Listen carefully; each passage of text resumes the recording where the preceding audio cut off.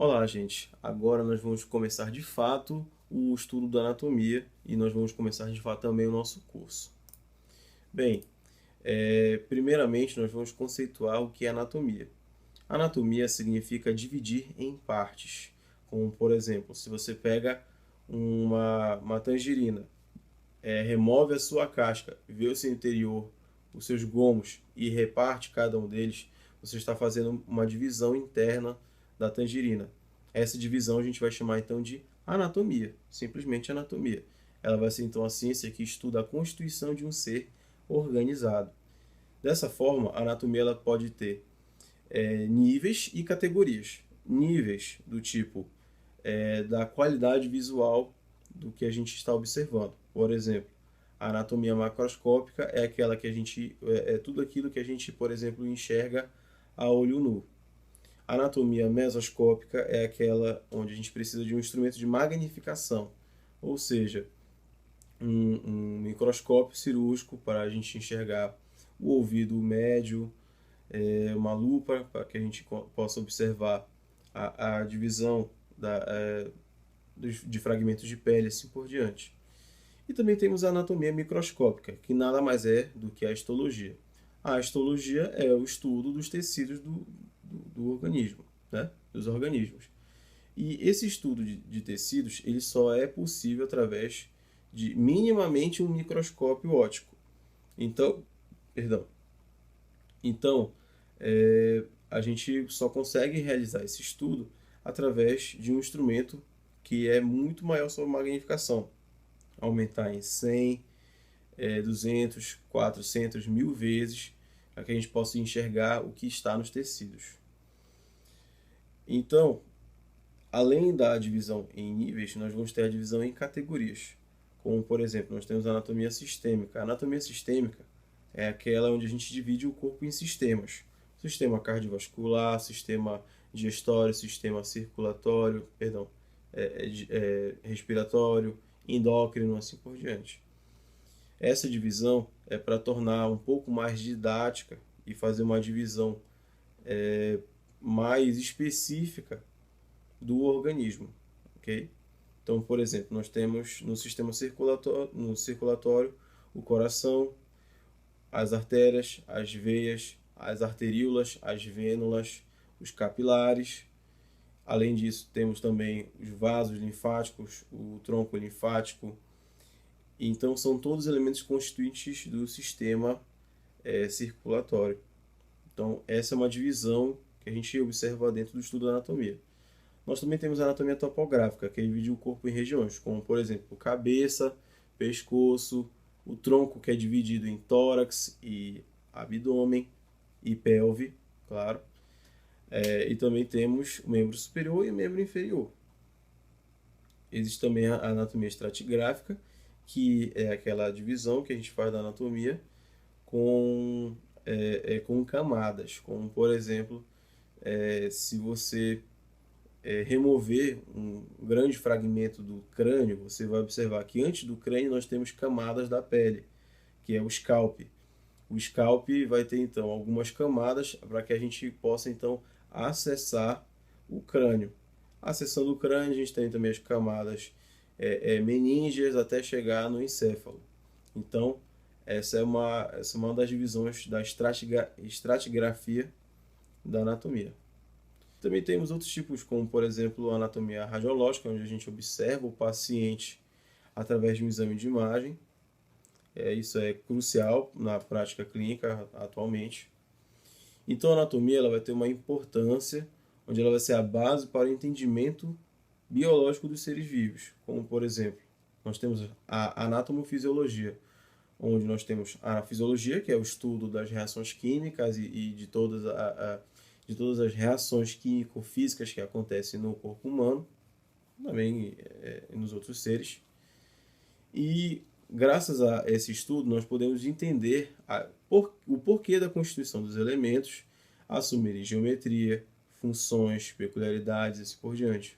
Como por exemplo, nós temos as veias do intestino grosso que elas seguem para o fígado, ou seja, você se alimenta, o alimento cai no intestino parte dele é absorvido e essa parte absorvida ela vai para o fígado.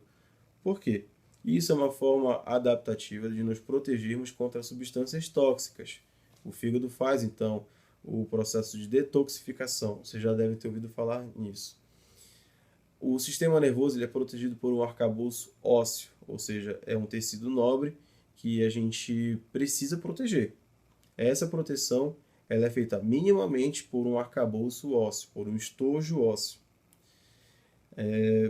Nós também temos o evolucionismo e órgãos vestigiais, isso aqui já é na parte da biologia, onde estudando anatomia a gente pode ver que existem semelhanças entre indivíduos que podem ser semelhanças homólogas, análogas, assim por diante, como por exemplo a ancestralidade, o grau de parentesco interespécie e assim por diante.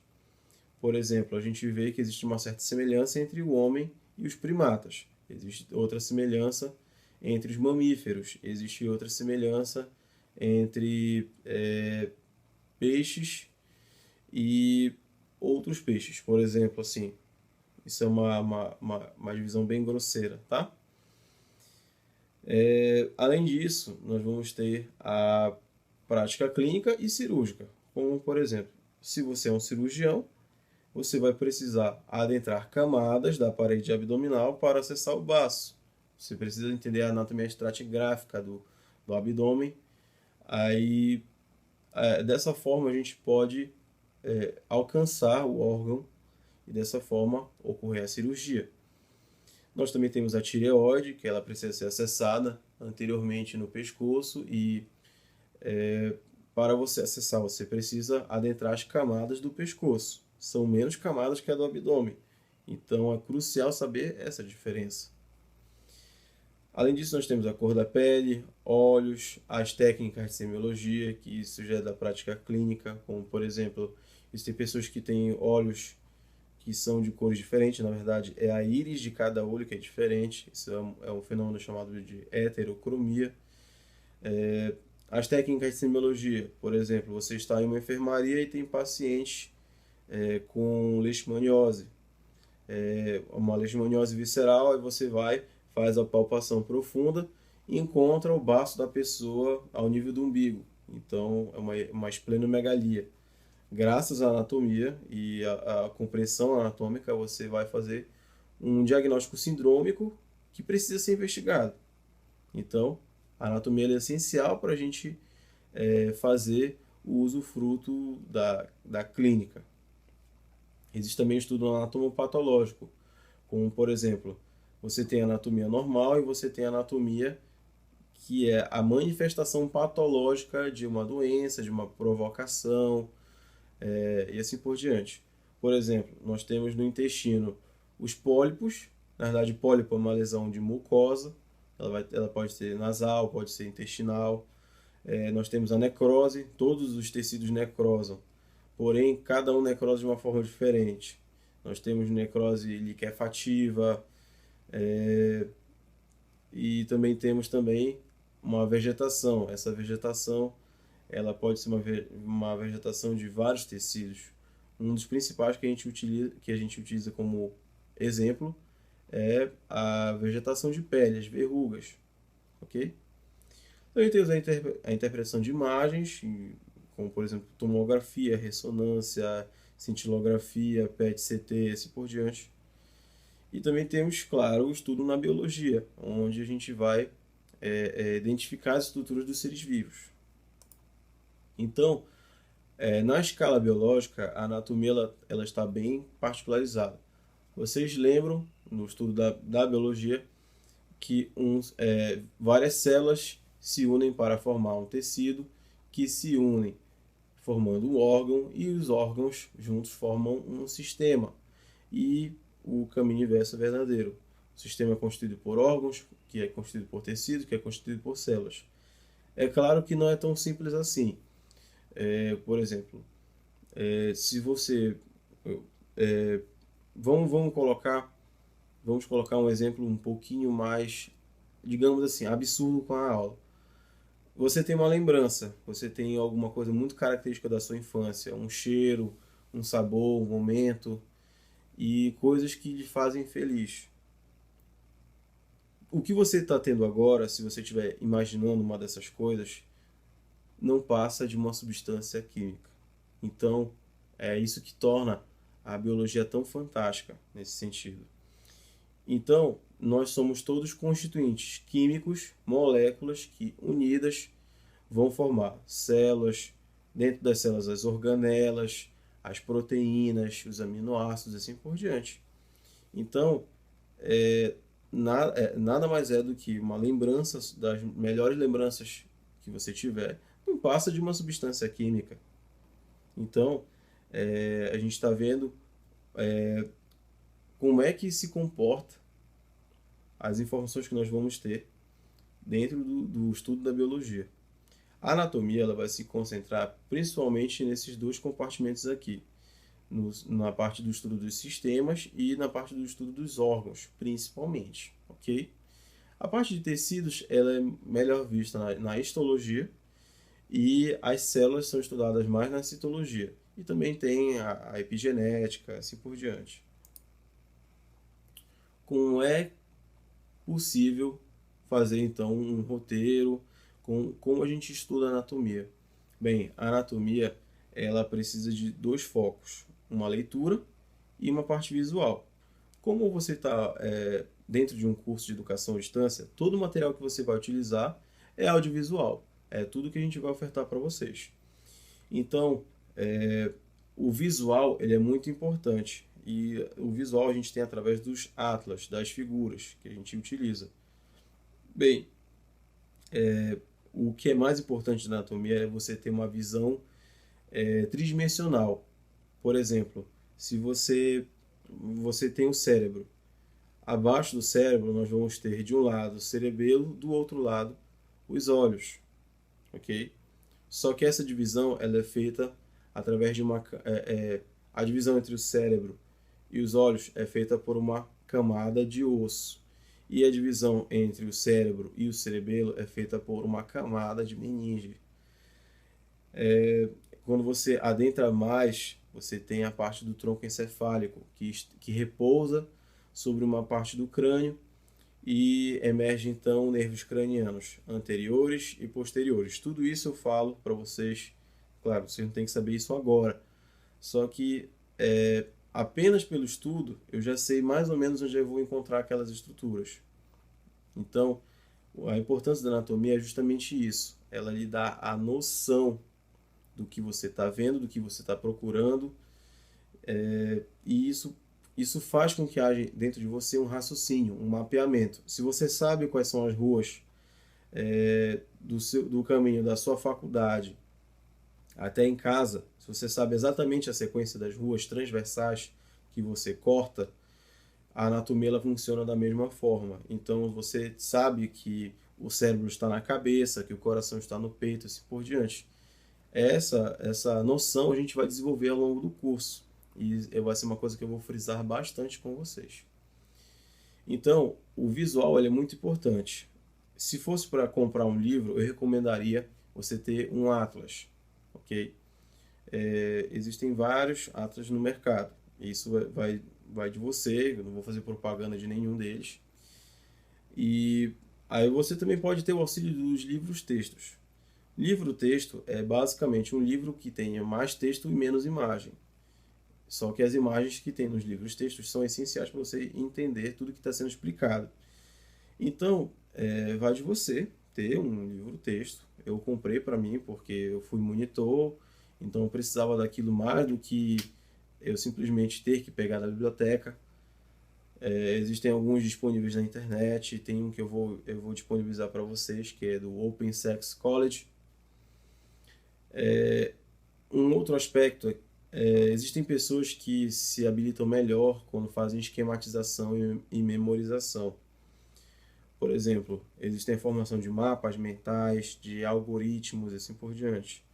Você tem, por exemplo, os circuitos cerebrais arteriais. O circuito cerebral arterial é tão importante que cai em prova de residência. De vez em quando você tem que ver em forma de angiotomografia. Se você for neurologista, vai ser um dos principais exames que você vai observar na prática clínica. e assim por diante. A esquematização, então, ela chega a ser importante se você precisa memorizar aquilo melhor. Isso é um conselho meu, é que você faça sempre um resumo seu. Esse resumo você vai, consulta, sempre que necessário. O ideal é que você tenha acesso a peças anatômicas. Esse curso ele é todo formato EAD, então a gente não vai ter aula prática com vocês, onde a gente vai mostrar as estruturas e tal. Então seria muito importante, se você tem acesso, você observa, estuda, isso vai trazer para você uma noção tridimensional. Como, por exemplo, se você segura o coração na mão, você vai ver então onde estão os vasos da base, onde estão as artérias coronárias e assim por diante. Então, o ideal é você ter acesso a essas peças anatômicas. E na dúvida, consulte sempre um tutor. Nesse caso, vocês vão estar comigo, vocês vão estar assessorados comigo e qualquer dúvida vocês podem entrar em contato. Claro que eu fiz as videoaulas, eu organizei as videoaulas, supervisionando também todo mundo, no intuito de que não haja nenhuma dúvida, que não haja nenhuma brecha, que a linguagem seja totalmente clara. Essa é a minha missão com vocês e vocês precisam cobrar de mim que esteja bem claro, ok? Em relação às referências, vocês podem ter acesso a vários livros, então eu deixei uma lista aqui que vocês podem ter. Os principais que eu já tive mais experiência é o Moore, a Anatomia Orientada para a Clínica, o Sobota, o Atlas de Anatomia Humana, tem o Gray e tem o Netter, o Atlas de Anatomia Humana também. Bem, então você fica livre para escolher que livro que você quiser, só fazendo uma ressalva de que a parte de neuroanatomia, se você quiser estudar por livro, você pode estudar pelo Ângelo Machado, mas eu recomendo que você fique só mesmo pelas videoaulas, porque você, querendo ou não, vai ter uma certa demanda para estudar. E, e eu desenvolvi os vídeos para que não ocorresse nenhuma dúvida em relação ao conteúdo que pudesse ser gerado.